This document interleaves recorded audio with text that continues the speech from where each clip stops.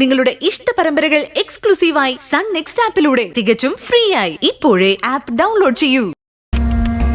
ഗൗരിയമ്മ വെറുതെ ടെൻഷൻ അടിക്കണ്ട. ഈ കല്യാണത്തിന് എന്ത് തടസ്സം വന്നാലും അത് ഈ ഗിരി ഒഴിവാക്കിയിരിക്കും. ഈ കല്യാണം ഒരു കുഴപ്പമില്ലാതെ നടക്കും. എന്താ ഒരു ഓവർ കോൺഫിഡൻസ്. എല്ലാം ഞാൻ പൊളിച്ചടുക്കി കൈ തരുന്നുണ്ട്, നീ കാത്തിരുന്നോ. മനുഷ്യൻ എന്തൊക്കെ കണക്ക് കൂട്ടിയാലും ദൈവം തീരുമാനിക്കുന്നത് പോലെ നടക്കൂ. ശരി പണിക്കരെ, വരുന്നിടത്ത് വെച്ച് കാണാം. തൽക്കാലം നല്ലൊരു മുഹൂർത്തം നോക്കി വെച്ചാൽ മതി. അത് ഞാൻ നേരത്തെ നോക്കി വച്ചിരുന്നു.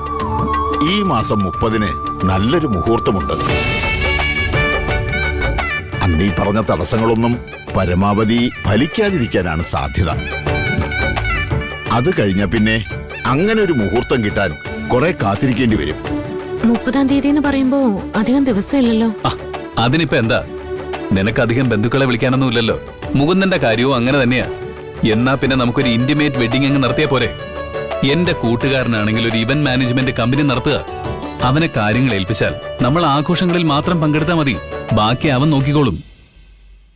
എന്നാ പിന്നെ 30-ാം തീയതി തന്നെ അങ്ങ് ഉറപ്പിക്കാം അല്ലേ മഞ്ജുമോളെ? വിഘ്നേശ്വര കാത്തോളനെ. എന്നാൽ സമയം കളയണ്ട, നമുക്ക് മോതിര ചടങ്ങ് നടത്താം.